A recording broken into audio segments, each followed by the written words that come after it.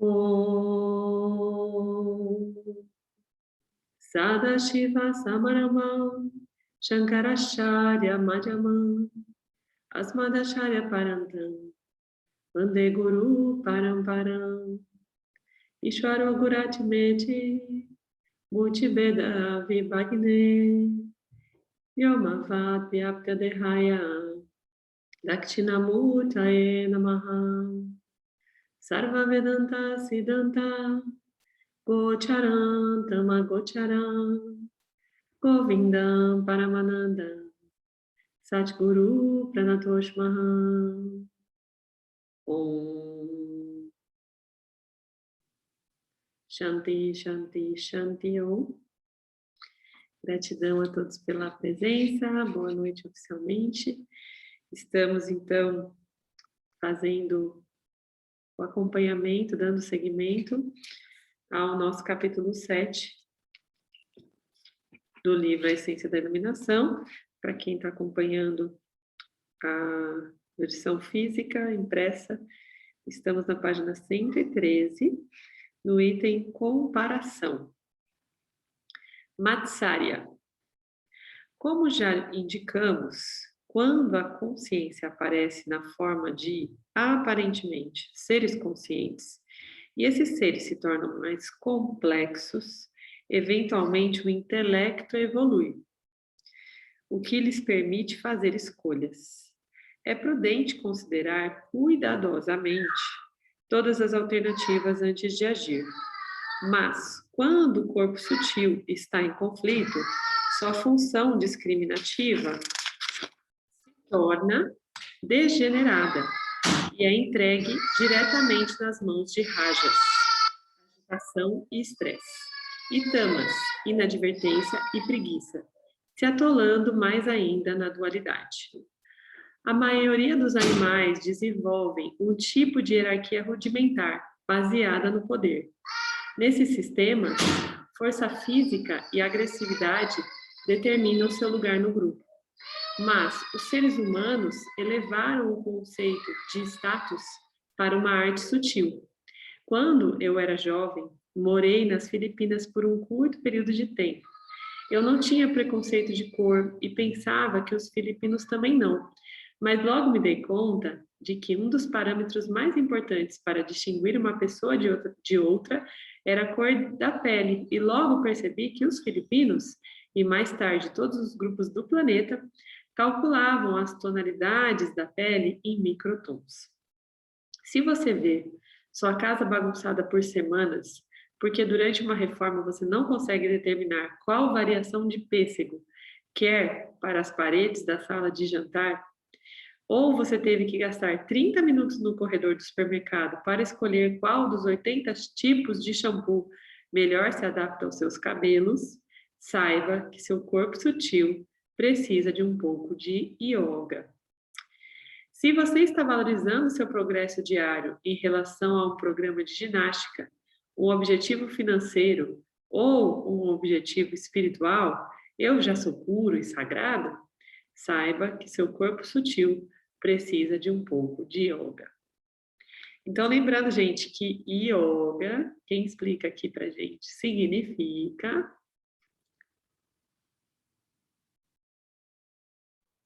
união com o nosso ser. União com o nosso ser. Então, todas as ações, os exercícios que aparentemente nos trazem a união com o nosso ser, significa yoga, tá? Então, não é necessariamente o exercício que a gente aqui no Ocidente conhece como yoga, que é aquele exercício físico, né? Que é o mais tradicional, é o Hatha Yoga, mas agora tem 1 milhão de variações desses exercícios.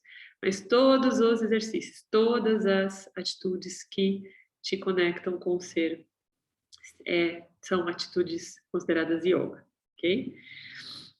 Então, se está acontecendo isso, né? Se a gente fica todo dia comparando centímetro a centímetro, quanto que a gente perde de cintura, o quanto que a gente engordou na balança no final de semana, né? Que a gente comeu um pedaço de bolo um dia, tropeçou e saiu da dieta restritiva, se a gente tem que ficar mudando a cor de cabelo a cada semana, não se adapta, né, com um determinado tipo de shampoo, porque está escrito que não é o tipo de cabelo que te serve, e sofre por isso, e sofre por não encontrar esse shampoo na prateleira, né?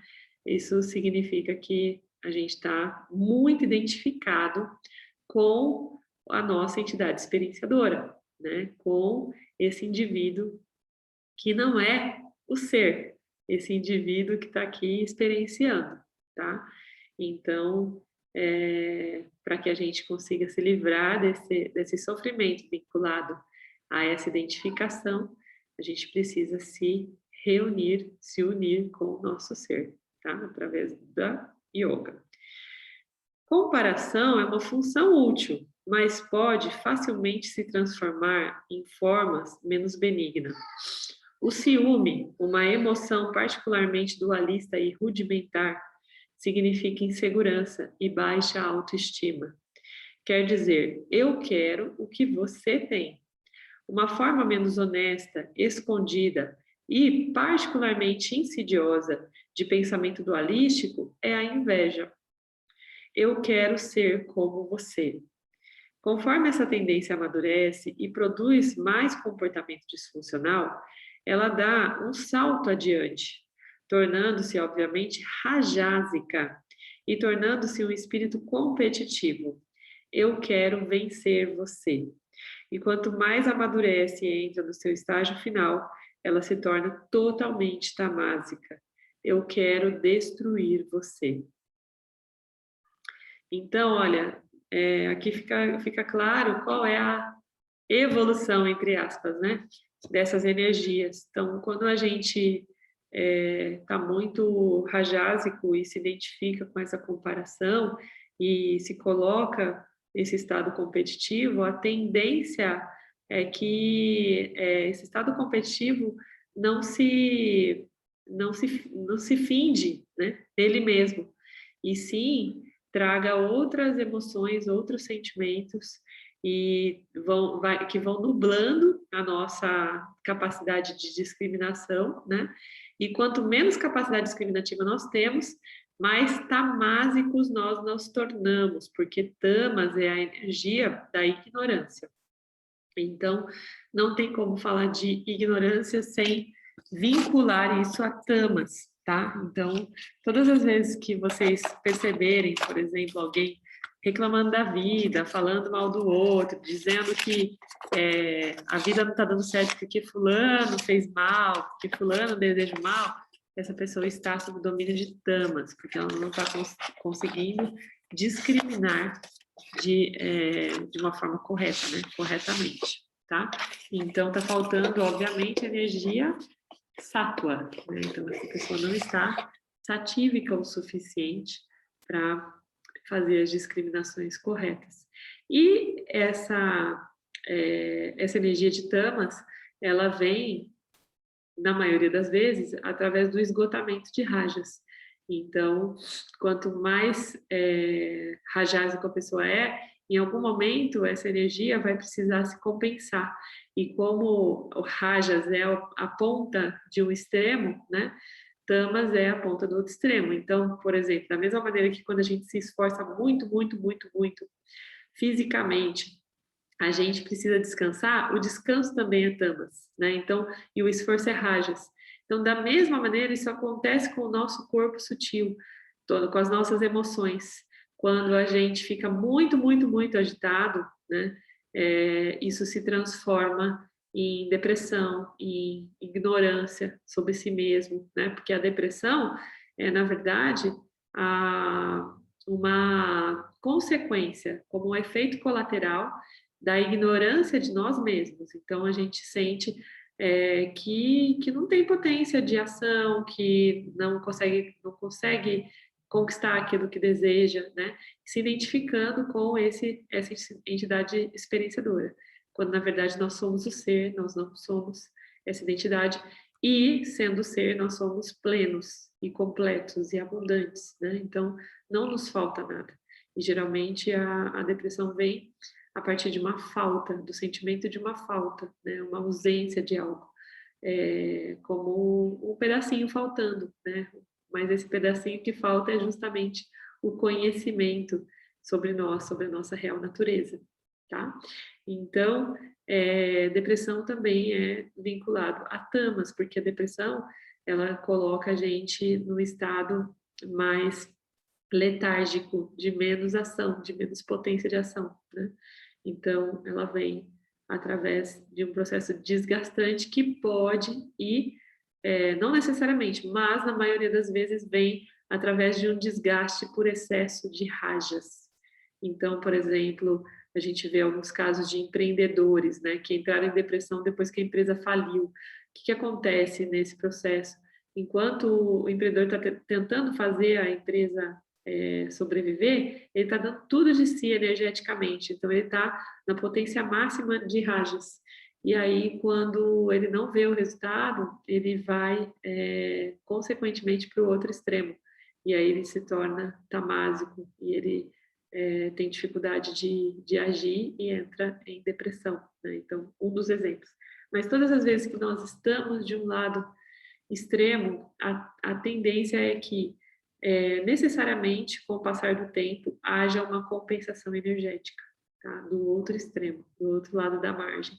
Por isso que o efeito, o antídoto, né, para isso é nos tornarmos cada dia mais satívicos, porque a energia de sátua é o caminho do meio e nos tira dessa dualidade, ok? Alguém quer trazer alguma coisa sobre comparação?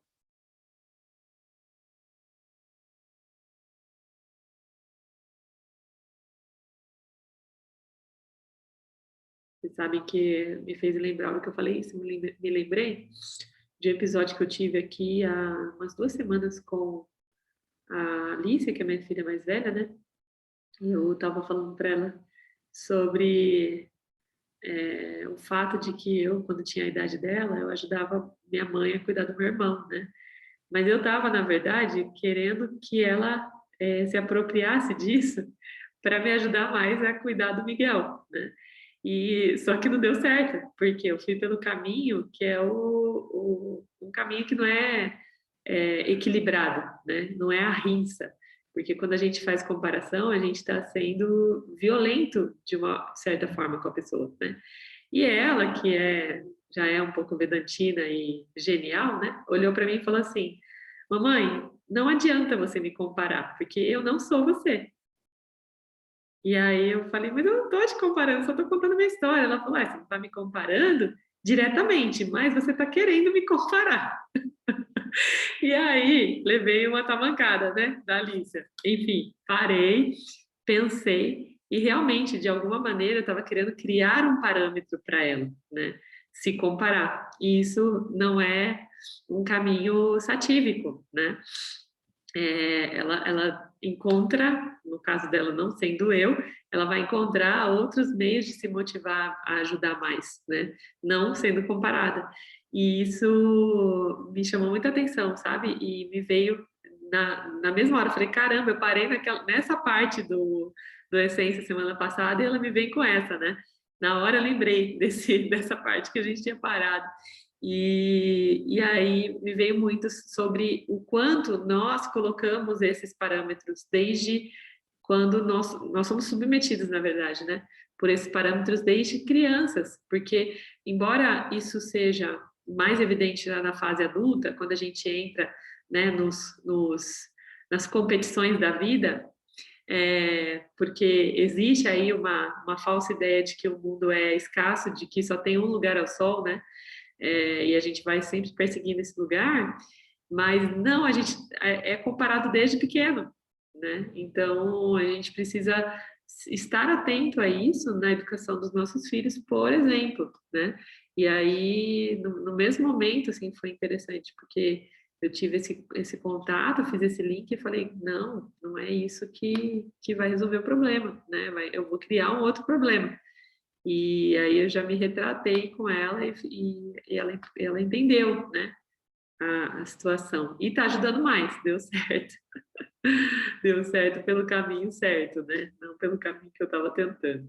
E é isso, e às vezes a gente acha que a gente tem uma solução pronta, um caminho certo, e a vida, né, vai mostrando para a gente outras alternativas, outras formas de fazer acontecer melhor do que o que a gente imaginava, né? Então, mas a gente tem que estar o quê? Atento, né? Tem que estar vigilante para perceber isso e conseguir virar essa chave e sair dessa armadilha a tempo, para que isso não crie outros problemas.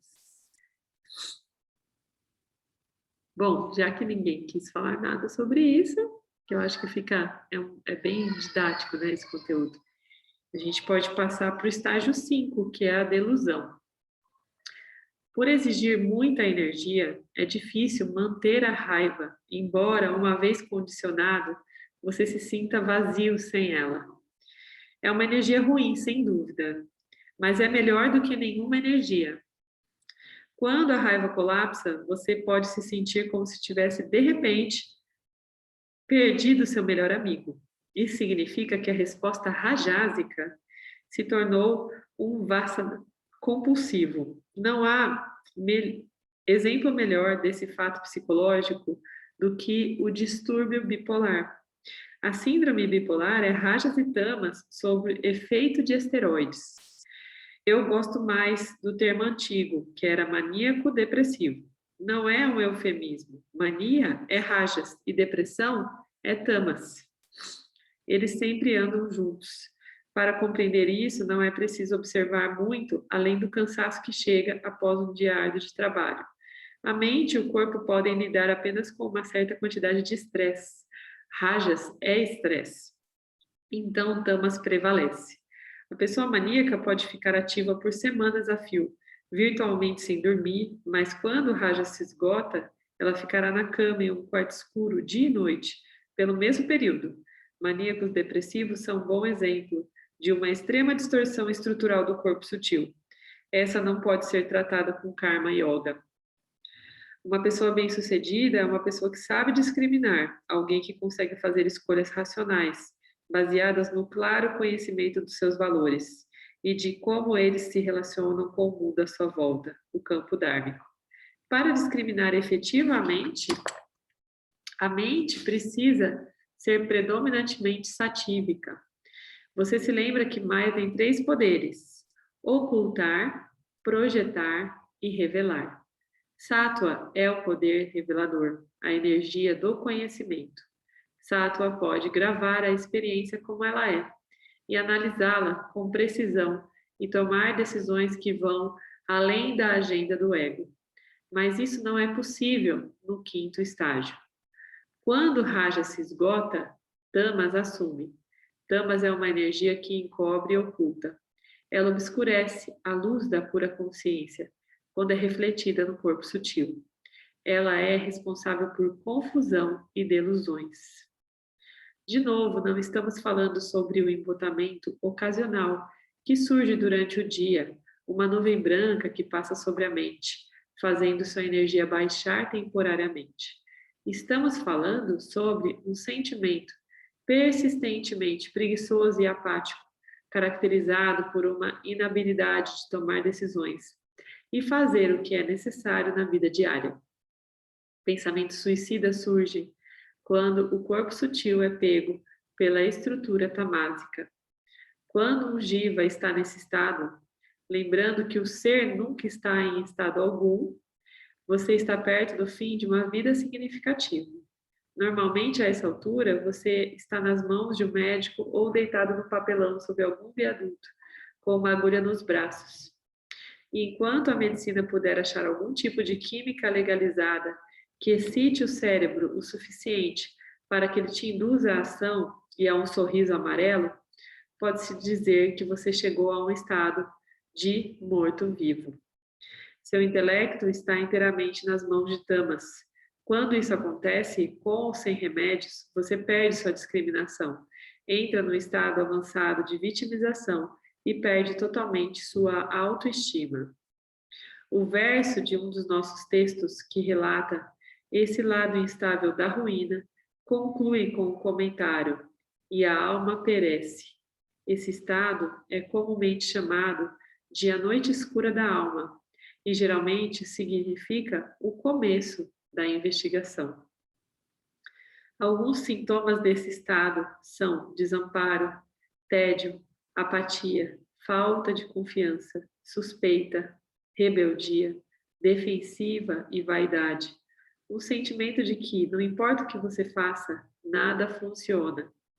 Provavelmente não é necessário discutir cada um deles em detalhes, mas saiba que você chegou mais ou menos ao fim da linha quando o sentimento de paralisia permear sua vida. Seus hábitos te acorrentam e sua mente se torna rígida e teimosa. Você não tem confiança para lidar com mudanças, mas firma o pé em qualquer situação e resiste ao bom senso lógico. Se um hábito que antes lhe traria prazeres começa a trazer dor e você teimosamente se recusa a abandoná-lo e tentar outra coisa, mesmo que esteja claro que o hábito é nocivo, você chegou no fundo do poço. Se você ignora as mensagens de mudança que a vida lhe manda e reage negativamente a qualquer coisa que perceba como uma ameaça à sua velha visão de mundo, você está pronto para o Karma Yoga. É o caminho para você gerenciar e purificar essas emoções.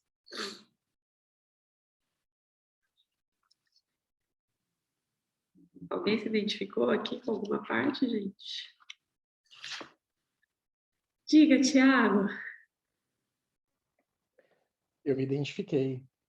Eu me identifiquei bastante, principalmente em questão do tabaco, né? Até tinha conversado com você sobre isso na quinta-feira.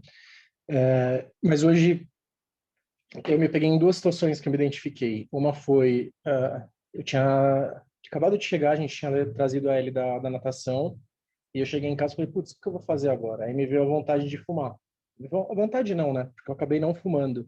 E ao invés de fumar, eu saí para dar uma volta com ela no carrinho, antes dela jantar.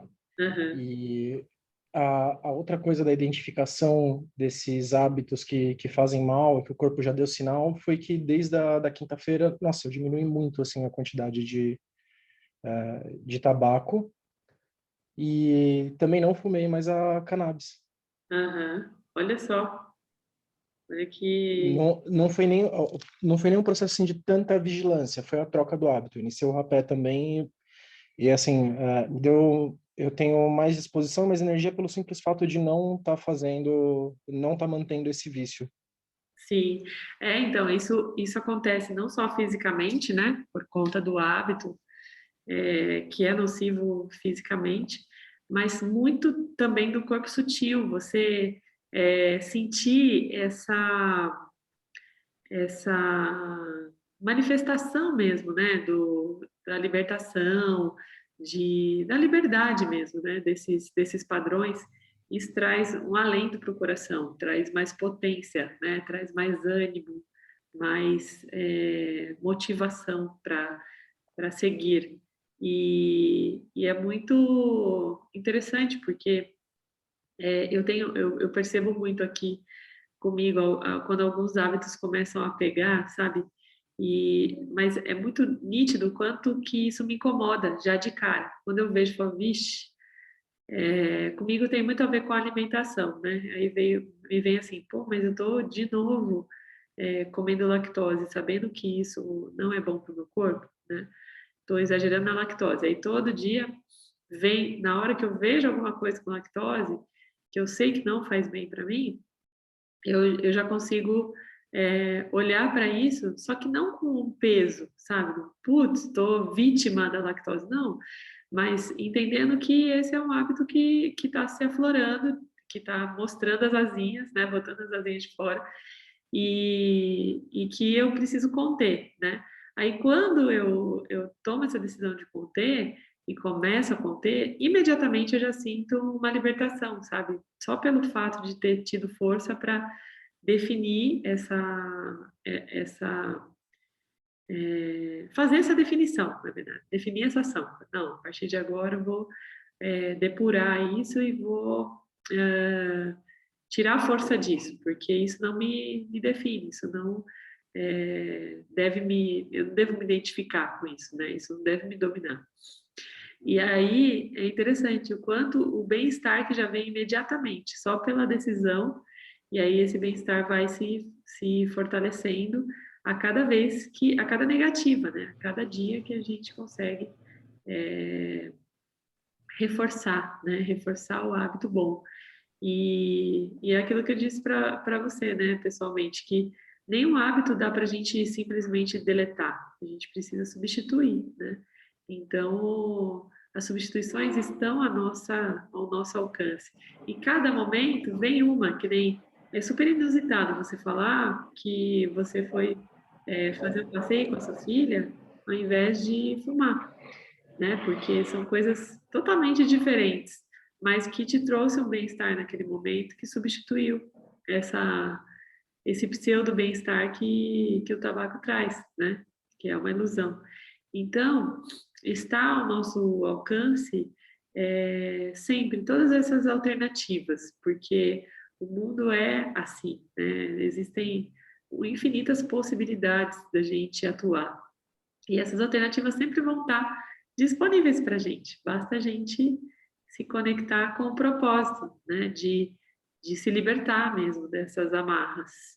E isso tem muito a ver com o que a gente vai ler a partir de agora, que é o capítulo 8, Karma Yoga, né? Então, hoje a gente vai avançar aqui no capítulo 8, e eu queria saber, antes da gente dar início, então, ao capítulo 8, se mais alguém quer trazer alguma coisa sobre o capítulo 7. Oi, Thaís. Na verdade, não, é mais para complementar que eu tive uma situação assim hoje aqui também dessa visão que a gente sabe o que faz mal para a gente, mas medicamento. Eu fui na farmácia e aí, tipo, algo dentro de mim falando para não comprar, que tem mais comida que eu poderia, de repente, né, usar para não tomar o remédio, aí você fica naquela luta interna, né, com você mesmo, que fica, mas é mais prático, é mais rápido, e de repente, né, eu vou em algo que vai me ajudar, né, e agilizar o processo. E aí fica nessa luta interna realmente. Tem algo que a gente pode fazer nesse caso? Como que você recomenda? O que você traria assim de opção para a gente vencer essa luta e não cair nela? Na hora que você falou sobre o que era, cortou aqui para mim. Eu não entendi exatamente. Qual que é o seu... O que você comprou? Tá. É medicamento. Eu fui na farmácia. Uhum. É tipo fluconazol, alguma coisa assim, né? E eu sei, por exemplo, que com alho, por conta de algumas manchinhas que apareceram na minha pele, com alho, se eu consumir o alho, que é um produto natural, ele naturalmente expele, né, esses fungos, essas manchinhas que apareceram. E aí, tipo, eu fiquei nesse dilema, tipo, vou tomar um remédio ou vou comer algo natural que vai ajudar isso? Porque a gente sabe que o remédio faz mal, tira consciência, tem um monte de outros malefícios quando a gente fala do remédio, né? Só que fica uma luta, mas vai ser mais prático, é certeza que vai sair se você comprar. Mas você não, mas aí mais você vai ter que descascar o alho, vai ter que fazer. E aí você fica nessa luta interna, pelo menos eu passei muito por isso hoje, inclusive estava voltando da farmácia antes de vir para cá. Eu comprei, mas decidi que não vou tomar, sabe? Essa luta que você fica... Porque você sabe o que é bom para você, seu corpo sabe o que é bom para você, mas tipo, a sua mente parece que quer sabotar, quer trazer para você essa facilidade como algo que é maior, né? Superior ao que a sua consciência está querendo dizer para você que não é para você fazer, entende? Entendo, porque assim, aqui em Mítia existem muitas pegadinhas, muitas ilusões, e a maior delas é a ilusão do imediatismo, né? Da gente querer tudo para ontem e achar que existe sempre uma forma mais fácil de fazer as coisas acontecerem. E, bom, não tem muito, não tem muito, nada mais ilustrativo do que a quantidade de farmácia que a gente vê em todos os lugares, né? É a coisa mais surreal. O quanto tem mais farmácia do que supermercado, tem mais farmácia do que hortifruti, tem mais farmácia do que tudo, né? Porque a farmácia virou realmente... Chamando a gente, né? Chamando. E virou um grande negócio dessa sociedade pós-moderna, né? Mas eu acho que um dos conceitos que tem que ficar claros para quem escolhe esse caminho natural, é que existe um tempo para o corpo retornar, sabe? E que esse tempo precisa ser respeitado. Porque, no fim, não é a escolha, porque existem N outras alternativas, além do alho, por exemplo, para isso, né? Tem várias cosmetologias aí Sim. naturais, várias alquimias. Mas eu acho que assim, simplesmente, eu acho que a raiz do problema está no imediatismo, sabe? Então, saber reconhecer que as Sim. coisas não acontecem no tempo que a gente deseja e que a gente não tem que ter desejo, porque isso é um apego ao resultado da ação, sabe? E quando você busca o caminho natural, é natural que isso se acomode e se resolva, né?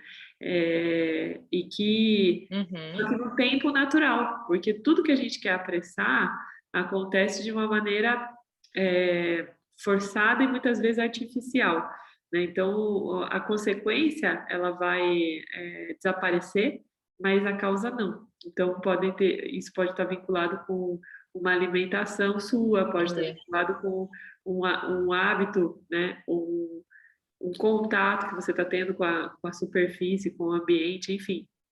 Só que você não vai ter tempo de observar isso, né? Se você não fizer pela maneira artificial, para curar a qualquer custo e rápido. Então, é paciência mesmo, é o exercício da paciência e de trazer esse tempero para o Rajas, porque esse imediatismo é pura energia Rajas, né? Então, quando a gente está com Rajas fora Entendi. do equilíbrio, a gente tende a ser imediatista, sabe? E querer sempre acelerar, Entendi. sempre acelerar. Então, o importante é você Nossa. identificar o sistema que está por trás disso. Porque um pouquinho antes da gente começar, o que você me falou? Como que eu acelero isso? Né? Então, Sim. a sua mente, ela está querendo acelerar sempre tudo. E isso é o E isso certo. parece que é um modo de vida, porque eu venho desse modus operandi, né, a vida toda, assim, eu sinto muito que esse momento que eu tô até é um chacoalhão segurando eu parada para que eu possa enxergar um monte de coisa que eu não consigo, porque eu estava sempre muito correndo. Exatamente. Então, ainda tem essa energia mesmo aqui. E o que seria? O yoga, você acha que é uma boa opção nesse caso? A meditação é a principal, assim. Yoga é muito bom, e o Hatha Yoga, né, que são os exercícios, é muito bom até para você fazer uma transição, utilizar o Hatha Yoga, porque para quem está muito rajado, precisa se mexer, né? É quase que uma tortura ter que ficar sentado em meditação. Ah, é. Né? Eu estava correndo até É, antes de chegar, a corrida, inclusive, porque precisa se movimentar mesmo. então, a corrida pode ser uma meditação ativa, só que é uma transição, sabe? O seu objetivo final, para que você traga esse equilíbrio mesmo, o ideal é a meditação, porque a meditação é insubstituível. Você pode fazer o Sim. yoga, o hatha yoga e outras sadhanas, né, que a gente fala, a gente chama de sadhanas, essas ações que ajudam a gente a achar esse equilíbrio. Mas nada substitui a meditação, que a meditação é o que vai aquietar a sua mente, porque seu corpo é resultado, né, do que vem na mente, de sugestão. Mas eu estou fazendo muita meditação, para você ter uma ideia, de 5 a 7 horas por dia de meditação, porque eu não tô trabalhando, eu estou só meditando, é a única coisa que eu estou fazendo. E ainda assim eu sinto essa energia em mim. Agora acho que então Meditação seria continuar mesmo, é esse o caminho, você é acredita? esse o caminho. E essa meditação é em silêncio ou é meditação ativa? Eu faço mais guiada, ativa. É Guiada. aquela meditação que eu fico me levando para dentro de vários canais dentro de mim e fico tentando. Aí eu me esbarro. Eu já tive processo de ayahuasca, assim, de quase vomitar mesmo com a meditação, para você ter uma ideia. Sim, De passar pela fase do negro e depois entrar na fase da libertação, da alegria. Tipo, eu já tive umas meditações assim bem profundas. Como eu estou num processo muito intenso de meditação, eu estou navegando bem dentro de mim, vamos sim, sim. Mas o dizer, objetivo, para entender. sim, o objetivo, então, final é que a meditação guiada, ela é um início bom, só que ela não te silencia a mente por completo, sabe? Então, começa a fazer assim, como você está fazendo bastante tempo, dedica uma parte desse tempo para a meditação do silêncio, para você se manter Tá, simplesmente em silêncio e tentar acessar o silêncio da sua mente, sabe? Porque a meditação guiada, ela está domando a sua mente, mas sua mente não entendi. iniciou ainda. Pode E ser. então, Isso o é, pode início ser. da mente pode trazer essa energia satívica para você. Silenciar. O silêncio. E aí, no silêncio, tipo, eu fico só no sentir, seria isso? Eu fico curtindo o sentimento, não Não, você fica buscando deixo a não ter mente falar nada. comigo, seria isso? Você fica buscando não ter nada. Entendi. Simplesmente você fica buscando o seu ser, que é o imanifesto. Ah, Porque esse aí eu nunca fiz mesmo, vou fazer, obrigada pela dica. pode começar a olhar, concentrando no terceiro olho, para você encontrar esse ser dentro de você, que é o imanifesto. É esse lugar do silêncio absoluto. Tá, Tá bom? Mas depois, se você quiser, legal, manda vou mensagem para fazer mim isso que sempre. eu te mando umas dicas, assim. O Mário tem várias dicas a gente vai até fazer uma iniciação agora de um processo que chama Kriya Yoga, que tem a ver com a meditação e com as técnicas de respiração. E Uhum. tem várias técnicas para atingir esse estado do silêncio. Uma coisa que eu trabalho pouco é a respiração, porque como eu vou nessa coisa da guiança e eu peguei um jeito de entrar em vários canais aqui que vai trazendo realmente você vai ampliando a visão e vai encontrando suas sombras. Então eu estou muito, né, nesse navegar, mas aí eu não foco tanto nem na respiração nem nesse silêncio. Realmente eu fico ali vasculhando, né, É um perguntando caminho, mais e mais e mostra mais. é um E mostra caminho, mais. mas ainda não te traz essa paz e esse sáttva, sabe? O final é esse, é o silêncio. Uhum. E o É silêncio só se silêncio, tá dá ótimo. a partir da respiração, porque é a respiração que vai conduzir o prana para esse lugar de silêncio. Então, prestar atenção, Entendi. fazer respirações mais longas. Mas tem várias técnicas, eu compartilho depois lá para vocês. Tá bom, gratidão, Thaís. Gratidão. E aí, Gabi, o que você me conte? Eu queria tirar uma dúvida, só que conforme a Amanda foi falando, eu estava me identificando em várias coisas aqui.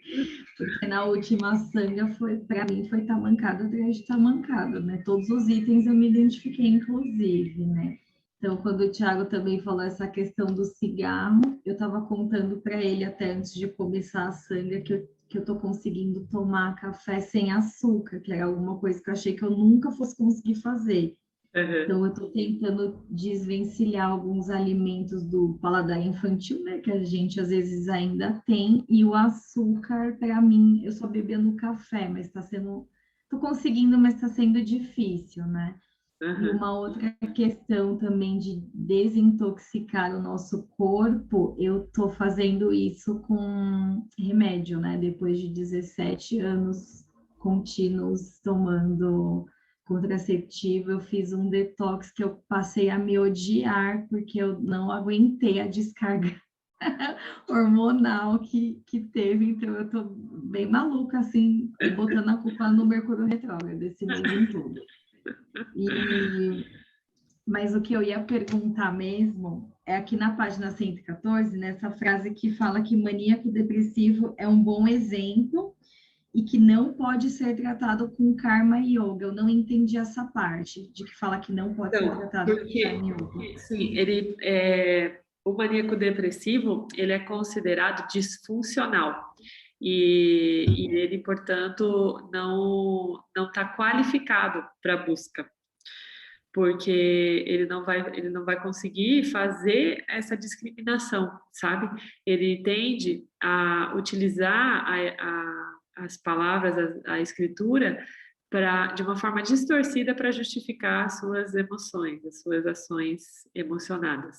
Tá? Então, existem alguns casos que são considerados casos de desqualificação para a busca do Vedanta.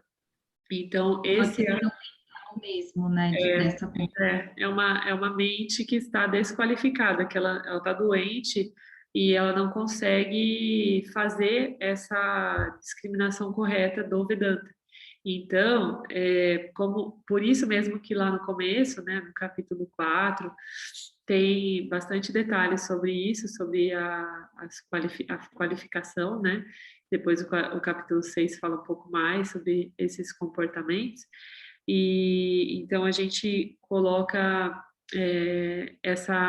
isso de uma forma ilustrada, né? A gente não, James coloca de uma forma ilustrada, e aqui ele vai trazendo, algumas vezes ele traz esse lembrete, olha, essa pessoa não vai se livrar disso com Karma Yoga. Então, o que ele acredita? Que nesse caso do maníaco depressivo, ele precisa passar por um processo de reabilitação, né, para conseguir voltar a discriminar. Por quê? Está dizendo aqui, maníaco depressivo nesse caso é aquela pessoa que está sob o efeito dessa bipolaridade, sem conseguir discriminar a respeito disso, né? Porque não consegue sequer entender que sofre disso, muito menos tratar isso.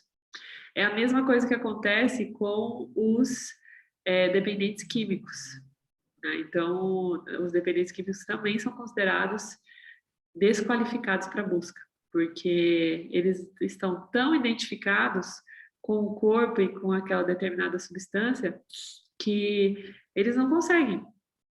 Inclusive, a gente até já tentou flexibilizar e abrir a sanga, né, para pessoas dependentes, mas as pessoas não conseguem. Na primeira vez, segunda vez que não sustentam, né, como chama a palavra, gente? Sumiu. Não sustenta a decisão mesmo, né, do detox, eles acabam abandonando, porque eles entendem realmente que estão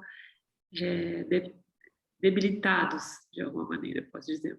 É uma debilidade do corpo sutil para sustentar essa capacidade discriminativa que precisa ter para a busca do Vedanta. Mais especificamente, através do Karma Yoga, porque o Karma Yoga, como a gente vai ver aqui no próximo capítulo, ele é a maneira que a gente vai caminhar para esse lugar do conhecimento, né? Então, o Karma Yogi é o tomador de ações dármicas, aquele que tem a chance de toda hora, todo momento do dia, tomar ações dármicas e fazer a sua caminhada em busca do conhecimento do ser, tá? Só que essas pessoas que estão sob esse vínculo, né, muito forte da dependência, da identificação, não conseguem. Isso também seria apenas para essas questões mais severas, se eu puder usar essa palavra, ou mais leves também? Por exemplo, algum remédio para ansiedade, que não vai alterar tanto a questão da consciência, mas que vai mapear um pouco a realidade, né? Diríamos assim. Também essas coisas que são mais fracas, né, entre aspas, ou Isso não? eles consideram as químicas que nos tornam dependentes, né? Então, que seria, nesse caso, os remédios tarja preta e as substâncias químicas severas, mais esse nível de severidade, porque o outro caso, né, no caso da ansiedade, o ansiolítico, por exemplo, a pessoa que está tomando, ela tende a ter mais consciência de qual é o dispositivo como que acontece essa ansiedade, como que ela se manifesta, né? Então, existe uma chance maior de fazer uma travessia, um caminho, né, de atenuação. Já esses casos, no caso do maníaco depressivo, né, da bipolaridade, muitas vezes o bipolar ele não consegue nem identificar em que energia ele está, sabe? Ele não consegue perceber essa nova energia chegando e quando ele vê, ele simplesmente está arrebatado por isso. Da mesma maneira que um dependente de cocaína, por exemplo, que quando vê já tá de frente ali cheirando, né? A carreira, fazendo a carreirinha, porque é uma coisa que acontece de uma maneira completamente inconsciente, tá? Então, vai do nível de consciência que você tem sobre o seu problema, sobre a sua busca, sabe? Só que o fim, né, o caminho, na verdade, que a gente percorre é o caminho do Karma Yoga, que é justamente essa discriminação dessa vida acontecendo 24 horas por dia, né? O que está acontecendo comigo? Esse auto-olhar, isso tudo é Karma Yoga, que é o que a gente vai ver Isso aqui. que ele fala que o Karma Yoga te ensina a ficar vigilante o tempo todo, e aí, nesse caso, anularia por questões de que a pessoa não tem essa consciência. Exatamente. Para que você se torne Karma Yogi, você precisa ter condição de se vigiar. E aí, sob o efeito de uma substância ou de uma química, né, mais severa, você tem essa capacidade discriminativa comprometida. E daí você não consegue ser um Karma Yogi. É simplesmente por isso, sabe? Não tem como, bioquimicamente falando, não tem como. Tem algumas substâncias e alguns estados, né, emocionais que bloqueiam essa capacidade discriminativa. E aí eles consideram uma desqualificação por conta disso. Gratidão. Alguém mais? Ou a gente pode começar Karma Yoga? É a primeira vez que a gente vai pular de um capítulo para o outro, né? Numa sanga. Essa sanga. Bom, então, dando seguimento, página 116, Karma Yoga, um curto resumo. Para que o Vedanta funcione, você precisa mudar seu modo de pensar. E embora a luz possa brilhar ao escutar esses ensinamentos, uma única exposição a eles não irá mudar seus padrões de pensamentos. O ensinamento deve se tornar sua vida. Ele deve estar com você em cada minuto do dia. Então, você precisa entender completamente a lógica do quadro geral. Depois, quando se encontrar empacado, poderá pegar o mapa da estrada e descobrir onde está e onde precisa estar. A gente tem falado sobre isso nas últimas sangas, né? Eu já falei mais de uma vez aqui para vocês que essa única exposição aqui, que ele está dizendo assim, uma vez que você vai ler o livro, se você ler esse livro uma vez, isso não vai ser suficiente para mudar a sua vida. Uma única exposição, né, a esse conhecimento. Do mesmo modo, uma única exposição ao conhecimento na semana é muito improvável que surta efeitos bons e duradouros e fortes o suficiente para serem mantidos no cotidiano, tá? Então, reforço aqui que Karma Yoga necessita de prática diária. Então, eu adoro, um dos sinais mais legais assim que eu vejo quando a gente está fazendo a sanga, né, durante o período da sanga, é as pessoas dizendo, estou vendo Karma Yoga em tudo, estou vendo Vedanta em tudo, estou enxergando, eu olho para uma coisa e enxergo Vedanta, porque isso significa a fase importantíssima, tão vital quanto a do acesso ao conhecimento, né, que é o Shravana, que se chama Manana. Então, quando você está vendo Vedanta em tudo, você está praticando esse yoga no seu cotidiano, ou seja, lembrando que você é o ser através do Vedanta. E isso significa contemplação, né? Então, é a fase de contemplação desses ensinamentos no cotidiano. Isso é fundamental, tá? Então, se vocês ainda não estão nessa fase, nesse estágio de identificar Vedanta em coisas cotidianas, significa que vocês não estão sendo expostos ao conhecimento, ou seja, fazendo Shravana na medida certa, na medida mínima necessária para a sua libertação, para o seu processo de libertação, tá? Então, Thaís, mas quanto que é isso? Não existe fórmula, existe a necessidade de cada um, o estágio e a capacidade discriminativa de cada um. Não tem como dizer que são X horas por semana. Isso vai da sua capacidade discriminativa. do estado que você se encontra, porque tudo isso é variável, né? Agora no Mercúrio retrógrado fica mais difícil ainda ver, fazer as escolhas, né? Mais satívicas. Eu mesma andei olhando umas coisas aí, dando umas derrapadas, falando, epa, tô perdendo o controle aqui, socorro, né? Tô perdendo a paciência. Porque realmente é um tempo nebuloso que a gente passa astrologicamente. E eu sinto muito evidentemente isso se manifestando na minha vida, tá? Então eu sou realmente uma observadora dos efeitos colaterais do Mercúrio retrógrado. E eu vejo Mercúrio retrógrado em tudo nessa época. Mas está passando, né? E, ao mesmo tempo, a gente tem o Vedanta para dar suporte para a gente não pirar, né? Não se enrolar. Mas o fato é de que o Vedanta é um GPS, é um Waze, né? E a gente precisa estar online para usar o GPS, tá? A Amanda está perguntando o que é Mercúrio retrógrado. Mercúrio retrógrado é uma fase que acontece 3 vezes no ano, que compreende 19 a 20 dias, um período, tá? Nesse caso aqui, essa última começou no dia 30, né, de setembro e vai terminar no dia 18 de outubro, onde tudo fica muito nebuloso. Mercúrio, o planeta Mercúrio, ele retrógrada, ele anda para trás, e de uma forma mais simples de entender, né? E essa retrogradação traz uma série de energias muito estranhas, de dúvida, de questionamento, problemas. Todo Mercúrio retrógrado existe um problema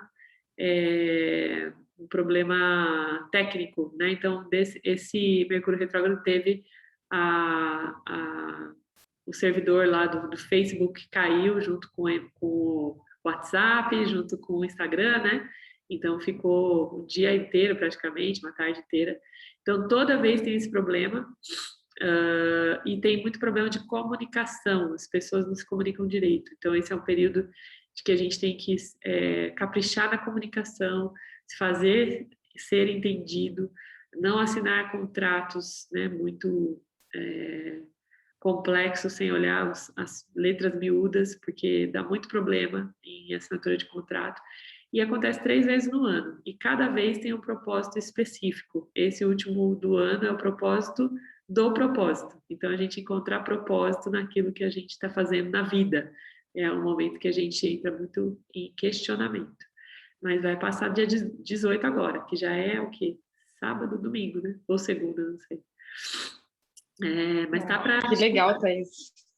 Tá para chegar aí, né? É bom você dar uma lida, porque ainda tem uns dias pela frente.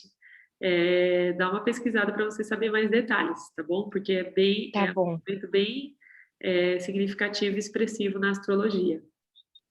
Eu ouvi falar, mas não sabia exatamente o significado mais profundo. E aí tem alguma recomendação, por exemplo, nesse caso, que é para encontrar o propósito, nas meditações, a gente foca nisso, aí seria tipo... Sim, tem um monte de recomendação.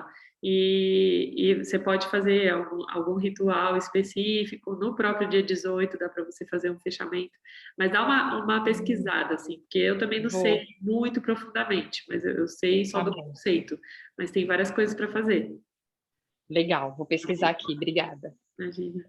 Então, nós estamos o tempo todo sendo desafiados a reafirmar o nosso propósito do conhecimento, né? Então, reafirmarmos que não somos a entidade experienciadora, reafirmarmos que somos o ser.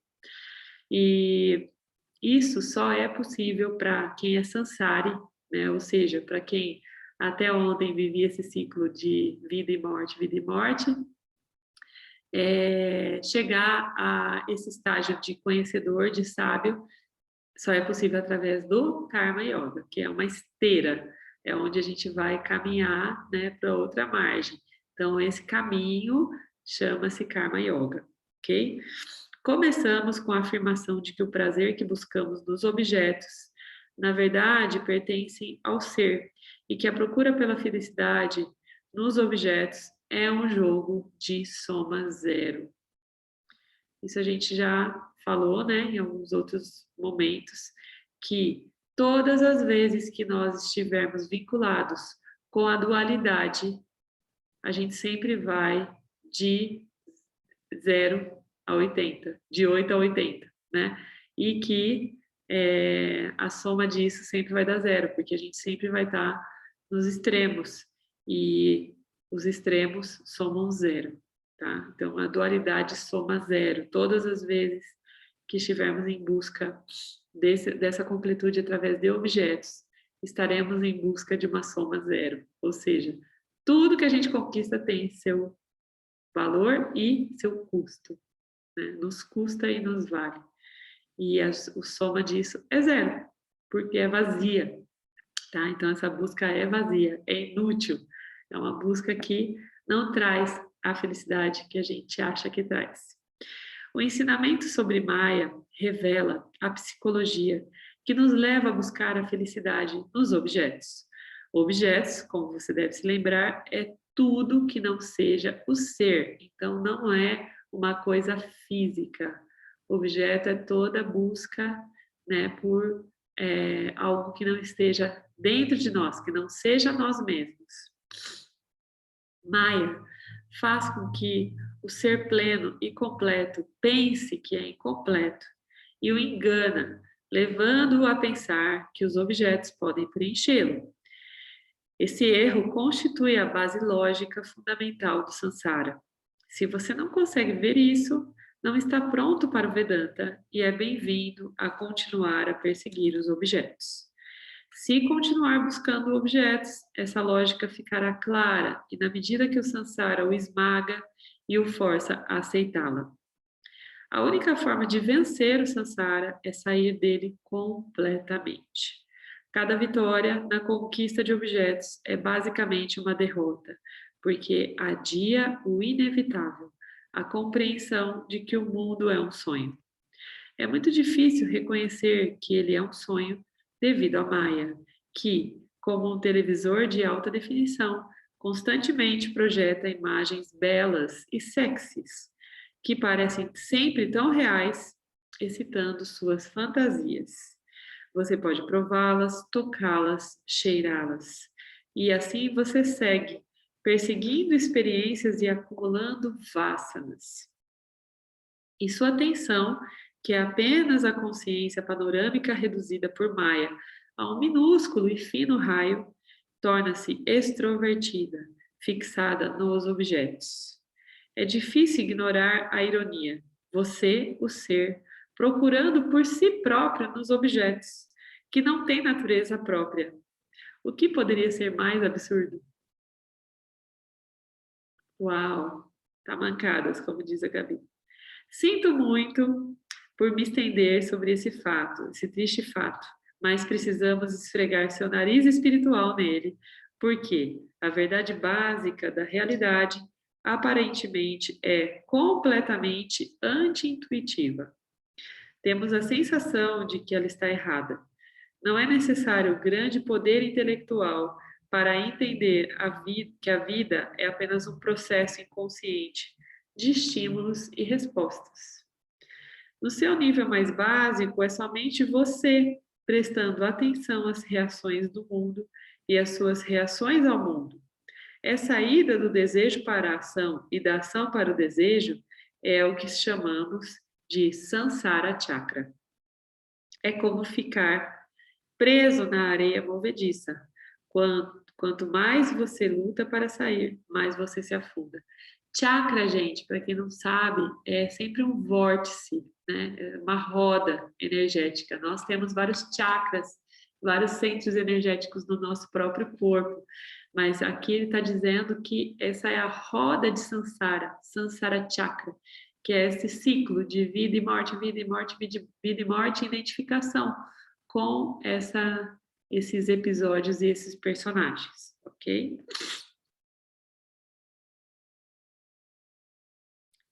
É como ficar preso na areia movediça. Quanto mais você luta para sair, mais você se afunda. O significado de Sansara é redemoinho. Você é pego por ele, não consegue escapar. Na verdade, Quanto mais você se move, certamente mais estará envolvido.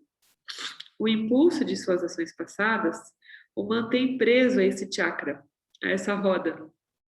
Quando ela sobe, você sobe. Quando ela desce, você desce. Você só está preocupado em conseguir o que quer e evitar o que não quer. Isso aconteceu comigo. Eu era um morto-vivo, um completo robô, um marionete sob controle dos meus medos e desejos, indo para cima e para baixo sem nenhuma consciência. Antes de lhe mostrarmos como sair desse redemoinho e trazer o ser para a sua vida, precisamos acrescentar mais algumas notícias desagradáveis. No último capítulo, mencionamos que conforme os vasanas se acumulam ao longo do tempo, uma distorção estrutural acontece no corpo sutil. Numa pessoa saudável e integrada, os 3 centros estão alinhados e cooperam entre si para ajudar o Jiva a alcançar seus objetivos. Mas, quando a carga de vasanas é muito pesada, o corpo sutil torna-se distorcido, a conexão entre os centros é quebrada e um conflito interno se desenvolve. Para colocar o ser nessa equação, precisamos de yoga. Precisamos levar em conta nosso condicionamento, porque ele nos mantém sem o contato com o ser. Não consigo entender como os professores modernos podem dizer que você não é um executor de ações e que não há trabalho a ser feito. É claro que isso é bom para os negócios, porque o ego quer escutar essa mensagem, mas é um conselho tolo. Você não é feliz por algum motivo, e o motivo é que seu condicionamento o mantém amarrado ao mundo dos objetos. Então você precisa praticar yoga. Como o yoga funciona? Removendo os vasanas que tornam a mente extrovertida e desenvolvendo vasanas que viram a mente na direção do ser, de modo que a investigação possa dar frutos. É simples assim. Alguém quer comentar?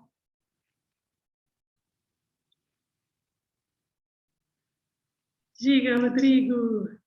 Olá, boa noite. Novamente. Então, eu acho que esse trecho aqui vem muito o que eu passei essa semana, assim, até, enfim, eu fico, às vezes eu acho que por estar tão amarrado ao mundo dos objetos, esse condicionamento tão forte que eu fico assim, eu acho que eu estou fantasiando, sabe? E aí eu já não sei mais se eu tenho condições para discriminar realmente, ou se eu realmente, a minha mente já está tão que eu tô fantasiando as coisas, eu já não sei mais se é real, né? Como me deslocar nesse mundo, vamos dizer assim, dos objetos ou da Matrix, né? E enfim, ainda mais com essa soma zero, né? Vai me colocando ainda mais numa posição, ok, né? Vamos devagar, vamos ver o que se apresenta, não existe fazedor, enfim, é uma loucura isso, né? Mas eu não entendi muito bem essa questão de fantasiar. Você poderia me dar um exemplo, assim? Não, eu acho que tem muito também desse fazedor nisso, sabe? Às vezes ficar mais na espera de algo para que você faça alguma coisa, sabe? Talvez uma inércia, de repente. Talvez você esteja fantasiando demais, talvez, não sei. Entendi. Uma coisa que é importante você saber é que você não está fazendo absolutamente nada, porque você é o ser, né? Quem está fantasiando é sua mente, provavelmente. E que o seu intelecto, não está, provavelmente, no seu melhor estado, desvendando essas pseudo-fantasias aí da mente, né? Porque quem fantasia, a mente, ela é feita para fantasiar. Esse é o papel dela. Criar coisas para a gente acreditar, né? Então, a gente até já brincou algumas vezes aqui, né? Falando que a mente é um ente que mente para a gente constantemente, né? Que é o papel dela, ficar criando um monte de barulho na nossa cabeça, trazendo infinitas questões para a gente pensar e questionar e vincular ao nosso ser, né? Mas a mente em si, ela não é resolutiva, ela traz uma questão que é importante para que a gente resolva através do intelecto. Então, o que está acontecendo talvez com você seja uma dissonância entre a sua mente e o intelecto. O intelecto talvez não esteja treinado o suficiente para desmontar essas estratégias da mente com clareza. Porque quando o seu intelecto está nesse estado, você tem certeza de que é uma fantasia, sabe? Então, não, imagina, isso aqui é minha mente querendo fazer com que eu acredite que é verdade, uma coisa que não faz sentido, que é uma fantasia da mente. Porque a mente é fantasia, só que a mente não é você. Entende? Então, essa é a primeira questão que tem que ficar clara para você. A sua mente não é você. Ela é um dispositivo que está te dando a oportunidade de aqui e agora discriminar e justamente quebrar essa ilusão, né? Questionar essa ilusão, colocar essa ilusão em xeque, tá? Agora, essa questão do fazedor de ações, ela vai vir agora com mais detalhes, mas é muito interessante a gente saber o que é não ser um fazedor de ações na real, porque isso pode colocar realmente a gente numa inércia ou numa reticência eterna, sabe? Do tipo, será? E tal. E isso é muito interessante, porque a respeito disso, existe uma escritura que é a principal escritura do Karma Yoga, que é o Bhagavad Gita. O Bhagavad Gita fala inteiro, ele tem 18 capítulos, versos, né? E todos esses versos falam sobre a mesma coisa, que é exatamente isso que você está relatando. É o desânimo de Arjuna. Arjuna é o personagem. E ele se desanima porque ele fala, se é tudo ilusão, por que eu vou ter que tomar uma ação, né? E aí vem, através disso, um conhecimento que é para uma vida inteira, assim, chamado Bhagavad Gita, que é o que a gente estuda com a nossa professora Glória, né? Então, tem muitas pessoas que entram no estado de desânimo, falam, tá, mas nada é real. Então, por que eu tenho que tomar uma decisão? Por que eu tenho que fazer alguma coisa, né? E o Karma Yoga, ele vem para te ensinar a fazer as coisas certas, porque fazer coisas faz parte da nossa natureza, a gente veio aqui fazer coisas. Só que essas coisas precisam ser frutíferas, né? Precisam trabalhar ao nosso favor e não o contrário. Então, muitas vezes, a gente fica condicionada a fazer coisas que não nos ajudam e, pelo contrário, vão se tornar problemas nas nossas vidas, né? Trazendo mais vásanas vinculantes, vásanas que vão nos acorrentar mais a esse processo do samsara, tá? Então, esse capítulo 8 vai trazer com muito detalhe essa questão para ficar mais claro para você, tá? Eu vou ler essa parte, então, que a gente segue aqui, sem resultados ruins, e aí a gente termina nessa parte por hoje. Se você sabe quem você é, irá agir automaticamente com o espírito de Karma Yoga, porque estará claro o que a ação e seus resultados podem e não podem fazer por você. Então, Karma Yoga é indicado para pessoas com vasanas espirituais que sabem que são a pura consciência, mas não têm total confiança no conhecimento, ou seja, nós. Nós somos essas pessoas, né? Então, Karma Yoga é essa solução para nós, que não temos ainda total confiança no conhecimento.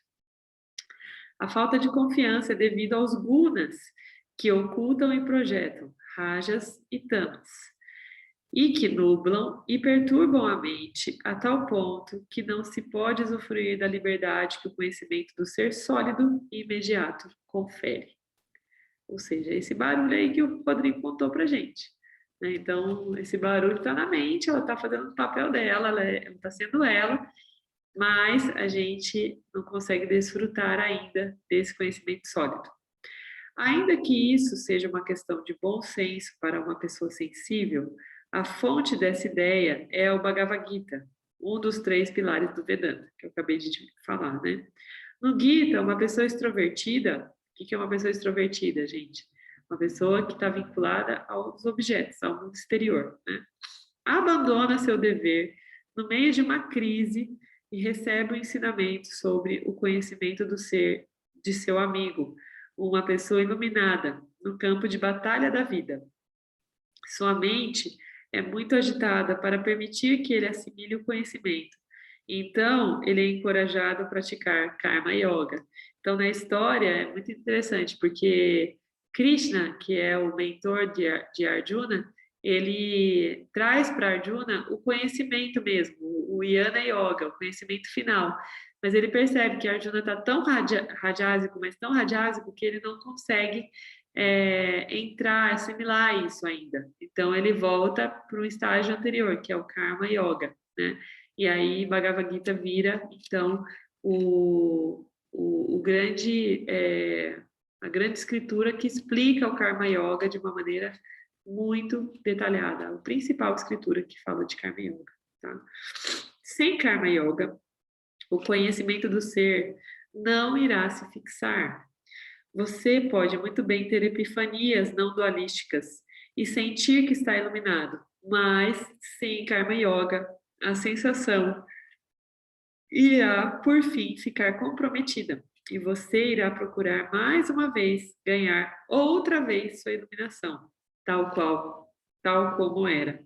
Então, aqui ele está dizendo, você vai, tem uma experiência mística, transcendental, né, uma epifania, como a gente tem vários, né, no processo de Ayahuasca, e fala, pronto, agora entendi, me iluminei. Mas, virando a esquina, Mitya está à nossa espera, né, com os nossos vasanas, com a nossa mente, e aí a gente tropeça de novo, fala, ai meu Deus, cadê minha iluminação que eu acabei de acessar ali, né? Sumiu, onde que tá? Então, por conta disso, Karma Yoga existe, né? Graças a Deus, porque ele condiciona o nosso ser, né, a ganhar essa musculatura do conhecimento, tá? Então, é basicamente isso.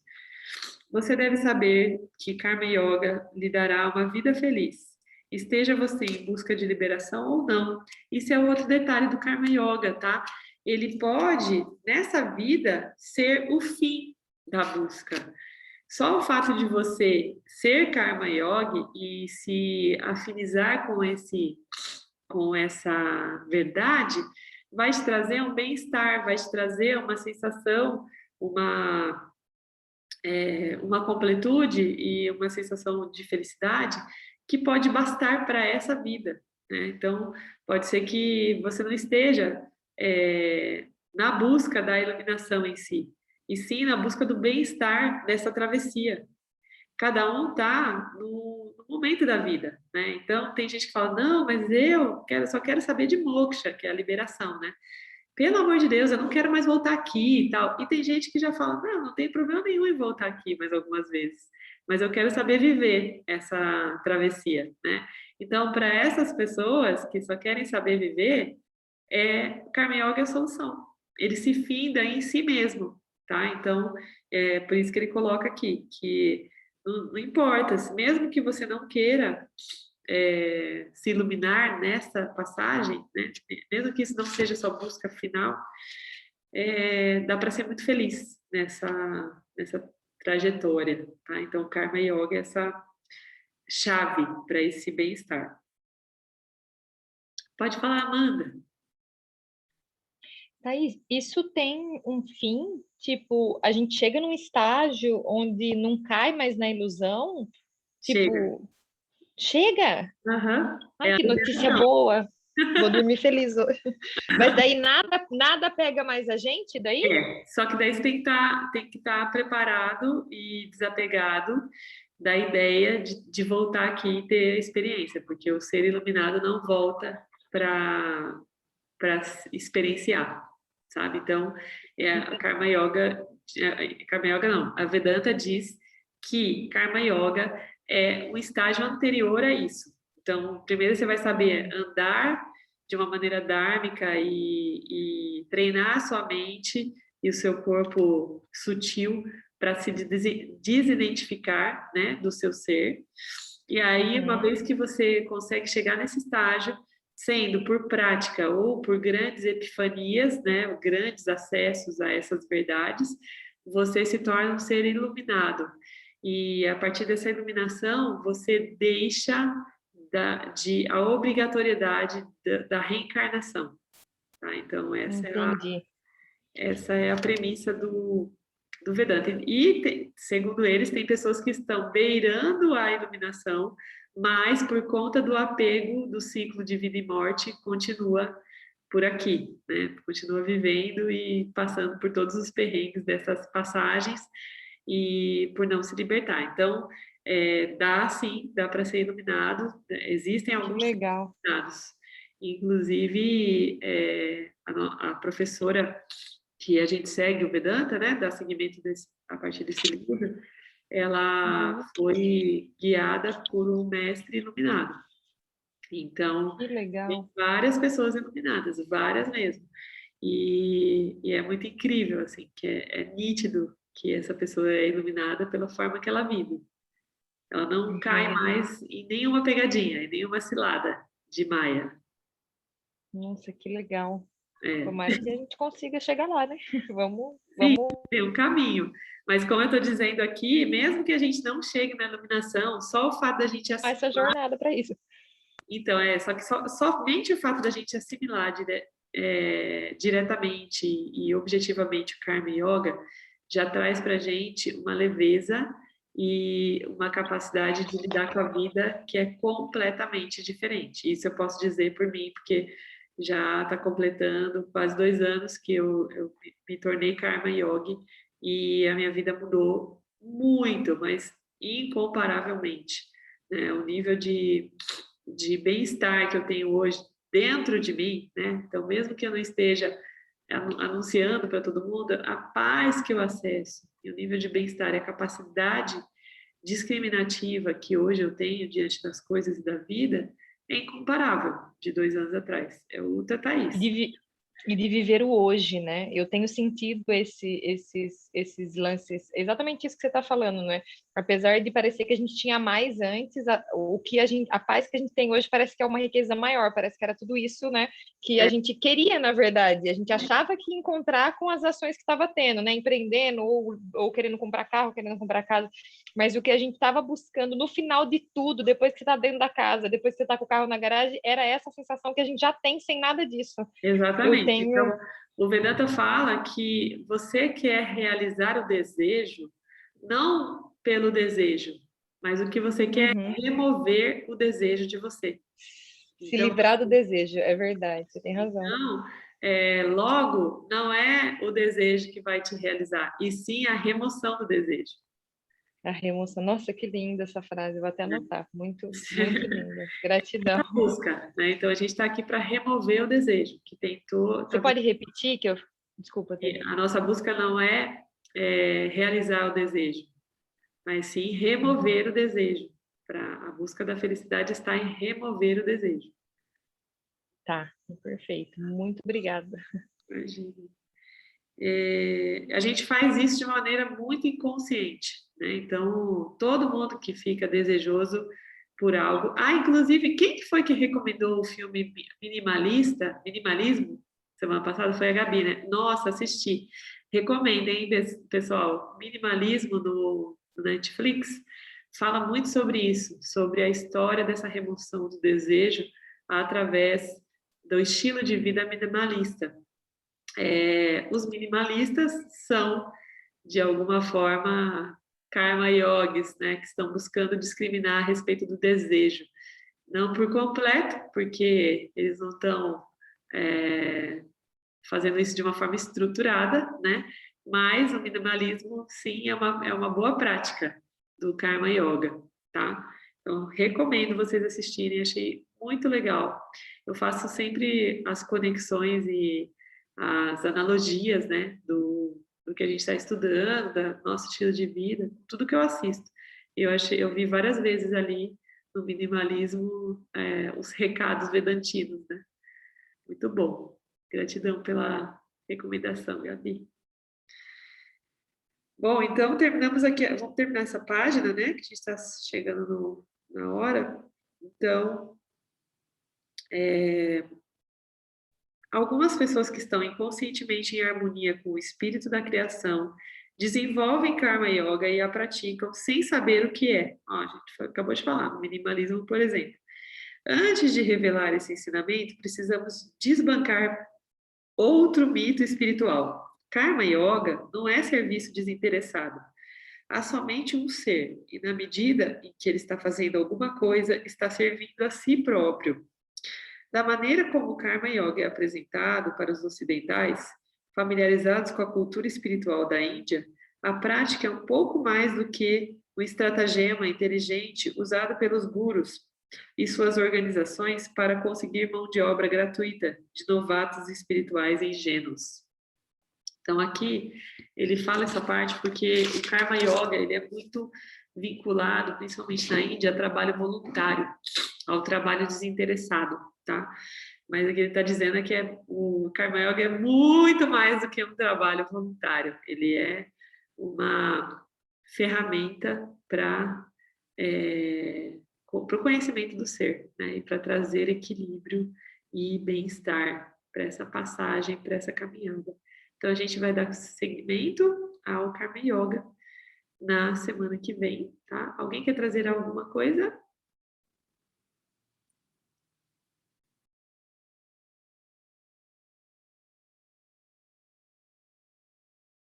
Então, vamos nos atentar a essas oportunidades de sermos desde já Karma Yogis conscientes e entender sobre as melhores ações, né? Sobre as melhores decisões, cada dia mais, para o nosso bem-estar. Gratidão. Vamos encerrando, então, com o mantra Purnamada. Eu sou pleno e completo.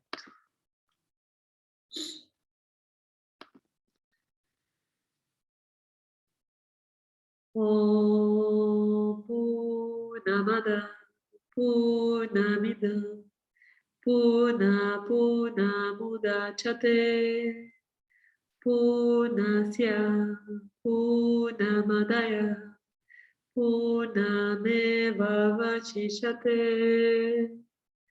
Om Shanti Shanti Shanti. Muita gratidão pela companhia, por essa sanga. E se encerra nesse instante. Desejo para vocês um restinho de semana, né? Bastante discriminação de Karma Yogis que somos. Gratidão, imensa gratidão, Thaís. Gratidão, boa noite a todos. Boa noite Tchau, a pessoal. todos. Fiquem bem.